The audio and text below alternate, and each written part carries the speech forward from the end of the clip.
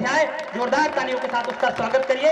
ओस को आंसू बनाया जाएगा। चंद्रसेन विराट जी ने कहा कि ओस को आंसू बनाया जाएगा, दर्द में भी मुस्कुराया जाएगा, और जिंदगी भर की कमाई गीत है, अब गीत ही ओढ़ा बिछाया जाएगा।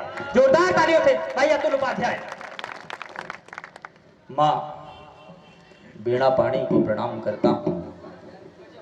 आप सबकी गरिमामयी उपस्थिति को प्रणाम करता हूँ। अकारण करुणावरुणालय जगत नियंता भगवान श्री राम को प्रणाम करता हूँ। बहुत अच्छा अभी कामता भैया पढ़ रहे थे लखन चालीसा, उन्होंने 2-2.5 मिनट सुनाया। मुझे लगता है अगर लखन भैया इस कार्यक्रम में ना आए होते तो वो क्या करते आज, लेकिन बढ़िया है। बहुत अच्छा कवि सम्मेलन चल रहा है, तमाम बड़े लोगों की उपस्थिति है, वो फिर कवि सम्मेलनों का करता है। बहुत अच्छे महगना भैया दादा बैठे हुए हैं बगल में, लखन भैया, ऐसा लग रहा है गणेश भगवान अपने सवारी के साथ बैठे हुए। बहुत अच्छा है। हाँ, इसका बेस बढ़ा दो भैया थोड़ा सा। हाँ, उच्चतय भर बढ़ाना है, इतना भी नहीं। वो गाना नहीं सुने, वो बेबी को बेस पसंद है, मैं भी किसी का बेबी ही हूँ। शकल पे मत जाओ, पहले 1 नंबर की थी, बाद में सरकार ने आधार कार्ड बना दिया, उसके हिसाब से रख के घूम रहे हैं। हाँ। तो अच्छा है। मैं श्रृंगार का कवि हूँ। आज सेना शहीदों के स्मृति में कवि सम्मेलन है, लेकिन एक आज और महत्वपूर्ण दिन है, आज वैलेंटाइन डे है, और उस पैकेज के हिसाब से मुझे बुलाया गया है। मैं श्रृंगार का कवि हूँ। 4-4 पंक्तियों से आपसे शुरुआत में जुड़ने की कोशिश करता हूँ। मैं निवेदन ये कर दूं कि आप लोग बीच बीच में ताली वाली बजाते रहिएगा। इन्होंने अभी बताया था मैं पटवारी हूँ, और ये बताना भूल गए थे कि यही हूँ। तो इस हिसाब से देखिएगा, मैं 4 पंक्तियों के साथ शुरुआत करता हूँ, फिर मैं ये चेक करूंगा कि मुझे किस तरह से पढ़ना है।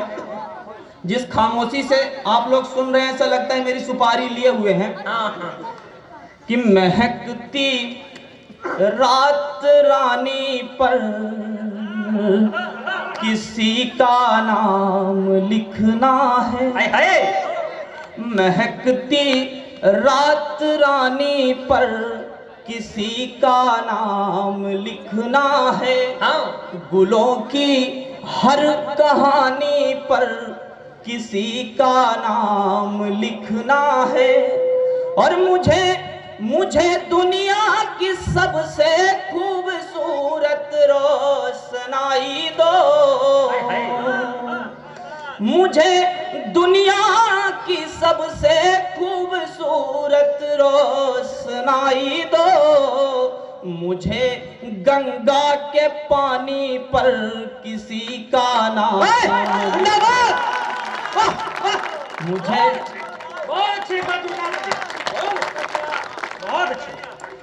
उम्मीदी। हाँ, मैं बस ये चेक कर रहा था कि किस टाइप के लोग बैठे हुए हैं।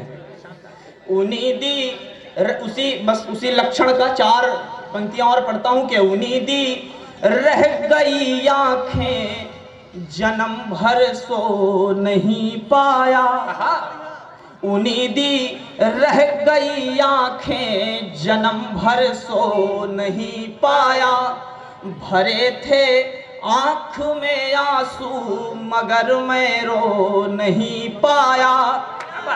उम्मीदी रह गई आंखें जन्म भर सो नहीं पाया।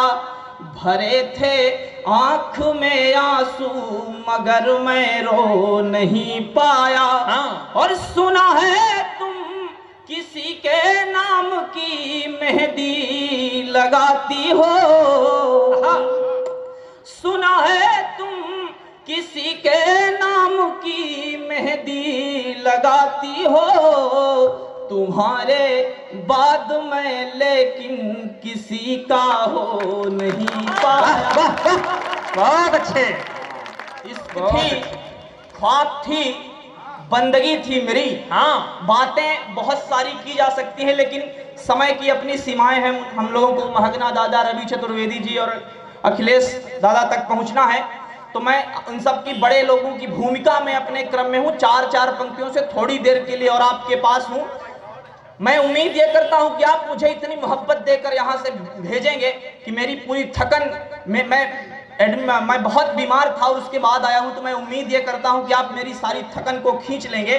कहीं गजेंद्र प्रियांशु जी लिखते हैं कि रो न पाया रुआसा चला जाऊंगा, पढ़ के नैनों की भाषा चला जाऊंगा, और आज भी हाथ गरना खुले आपके तो मैं पनघट से प्यासा चला जाऊंगा। मैं आप समंदरों के बीच से प्यासा नहीं जाना चाहता।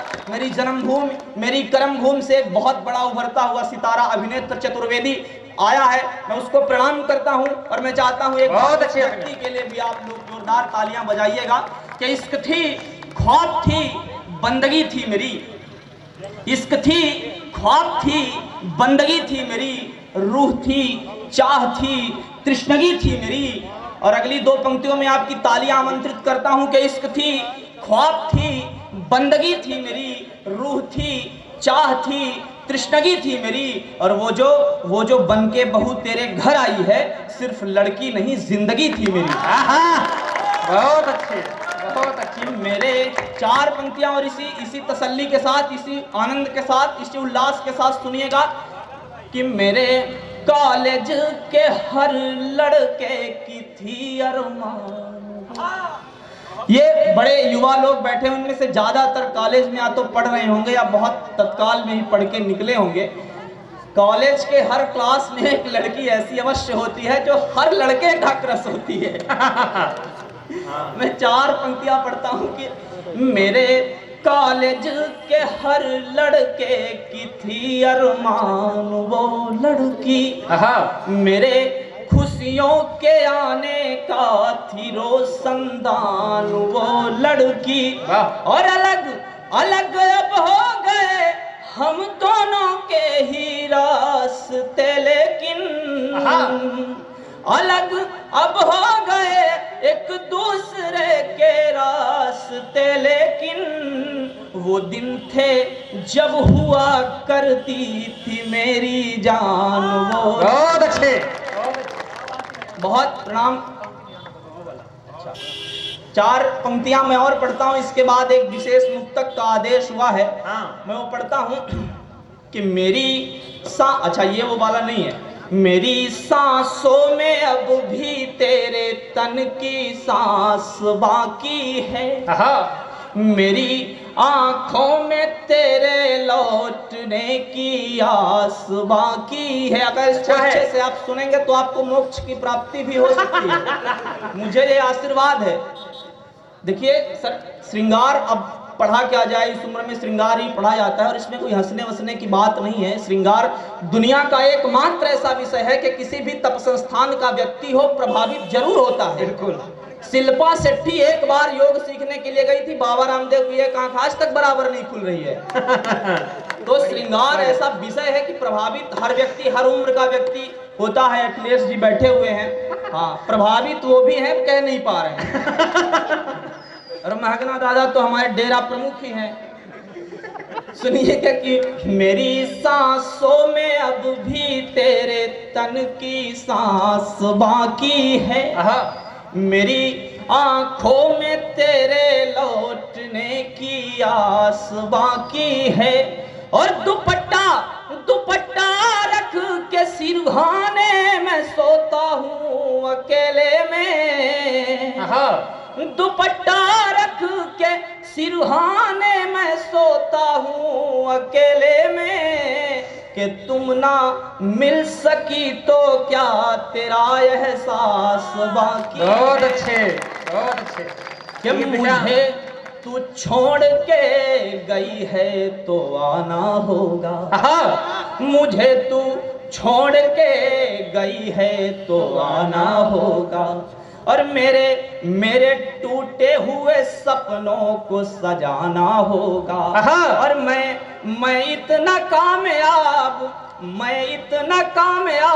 होके रहूंगा एक दिन, मैं इतना कामयाब होके रहूंगा एक दिन, कि माफी मांगने भी पंक्ति में आना होगा। बहुत अच्छा, बहुत अच्छा, बहुत अच्छा। मैंने बताया था ना कि दुपट्टा रख के सोता है, अगर किताब सिरहाने रख के सोता तो तहसीलदार भी बन सकता था।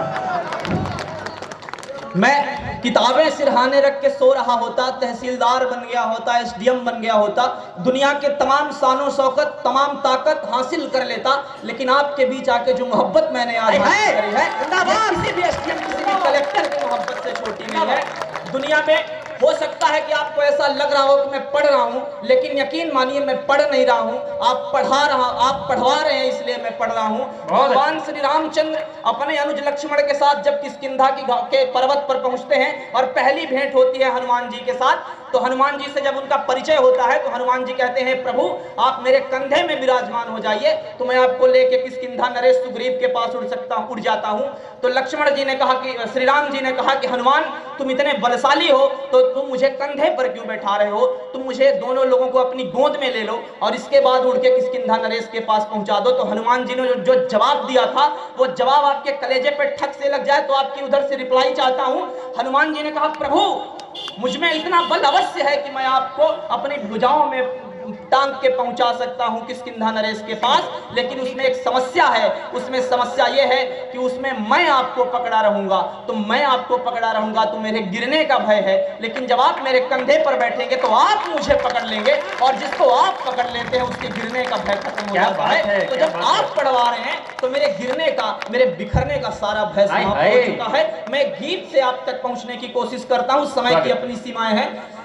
स्वागत है। समय की अपनी सीमाएं हैं। मैं छोटा सा गीत, हाँ, एक छोटा सा गीत, मैंने नारी श्रृंखला में 10-12 गीत लिखे, लेकिन जिस गीत ने मुझे सबसे ज्यादा परिचय दी, तुम मूरत हो मर्यादा की, हाँ,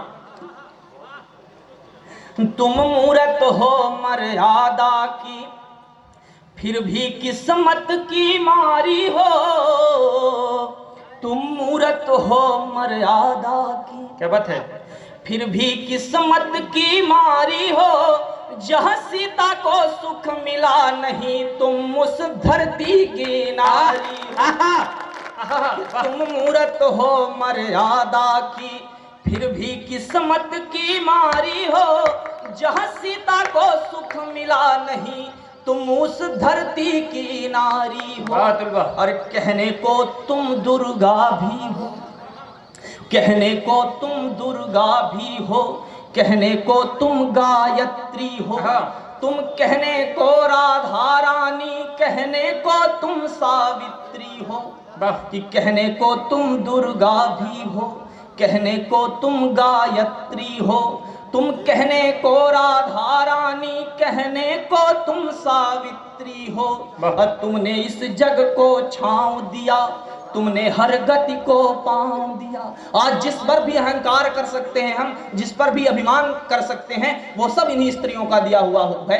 हमारा कुछ नहीं है, सिर्फ अहंकार हम करके बैठे हैं कि तुमने इस जग को छांव दिया, तुमने हर गति को पांव दिया, हर धारा को दी नाव और हर बिहड़ को है गांव दिया। तो था जिसके खातिर धनुष यज्ञ, था जिसके खातिर धनुष यज्ञ, तुम ऐसी जनक दुलारी हो, जहाँ सीता को सुख मिला नहीं, तुम उस धरती की। बहुत अच्छा कि तुम पर औरों की इच्छा है, हाँ, तुम पर औरों की इच्छा है, ये कैसी गलत समीक्षा है। हम घर से सुबह 6 बजे निकले और लौट के 12 बजे आए, तो कोई हमसे नहीं पूछता तुम कहाँ थे, क्या कर रहे थे, किसके साथ रहे थे। लेकिन मेरी छोटी बहन को अपने सहेली की शादी में जाना हो तो 15 दिन पहले माँ से बताना पड़ता है, फिर उस सहेली की माँ से बात कराना पड़ता है, फिर भाई लेकर जाता है और 9 बजे से पहले सलाद खिला के लेके लौट आता है। तब मैं पढ़ता हूँ कि तुम पर औरों की इच्छा है, तुम पर औरों की इच्छा है, ये कैसी गलत समीक्षा है। तेरे जीवन में पग पग पर ये कैसी अग्नि परीक्षा है। अग्नि परीक्षाओं का इतिहास उठा के देख लीजिएगा। जब जब अग्नि परीक्षा देनी पड़ी है तो किसी राधा को देनी पड़ी है, किसी सीता को देनी पड़ी है, किसी अहिल्या को देनी पड़ी है। अग्नि परीक्षाएं न राम को देनी पड़ी है, न अग्नि परीक्षाएं कृष्ण को देनी पड़ी है, न अग्नि परीक्षाएं अत्रि मुनि को देनी पड़ी है, न अग्नि परीक्षाएं इंद्र को देनी पड़ी है। इंद्र के दोष में और अहिल्या और इंद्र दोनों बराबर के दोषी थे। तब पढ़ता हूं कि तुम पर औरों की इच्छा है, ये कैसी गलत समीक्षा है। तेरे जीवन में पग पग पर ये कैसी अग्नि परीक्षा है। तेरे आंसू अनुवादहीन, तेरे आंसू अनुवादहीन, तेरी पीड़ा संवादहीन। तन मन पर लाखों चोटे हैं, फिर भी है हर्ष विषादहीन। तो लिखा कहाँ किन ग्रंथों में, हर बात का प्रमाण हम ग्रंथों में देते हैं कि है लिखा कहाँ किन ग्रंथों में ऐसी दुर्दशा तुम्हारी हो, जहाँ सीता को सुख मिला नहीं तुम उस धरती की नारी हो। अपने काव्य पाठ के अंतिम दौर में हूँ और इस गीत का प्राण बंद पढ़ता हूँ, जिस बंद के लिए पूरा का पूरा गीत लिखा गया है कि अब कूढ़े में अनुशासन है, अब कूढ़े में अनुशासन है, हर घर में पला दुशासन है। अबला की आंखों में आंसू, फिर भी निद्रा में शासन है। किसी भी धर्म को चोट पहुंचाना, किसी के ऊपर प्रश्न उठाना मेरा उद्देश्य बिल्कुल नहीं है, लेकिन मैं तो आईना हूं, मेरी अपनी जवाबदारी है, जिसे मंजूर न हो सामने से हट जाए कि तुम पर कि अब कूढ़े में अनुशासन है, हर घर में पला दुशासन है। अबला की आंखों में आंसू, फिर भी निद्रा में शासन है। अब कहाँ धनंजय सा स्वामी और कहाँ कृष्ण सा भाई है, हर घर में शकुनी करे राज, हर घर में मंथरा। तो अब कैसे तेरी बचे लाज, अब कैसे तेरी बचे लाज, कैसे तेरी रखवारी हो, जहाँ सीता को सुख मिला नहीं तुम उस धरती की नारी। बहुत अच्छे, एक बार इस गीतकार के लिए जोरदार तालियां बजा दीजिए। बहुत मन से इसने गीत सुनाया है। रामबड़ी जी ने इसके लिए उपहार भी भेजा है 500 रुपए का, उनका भी आभार।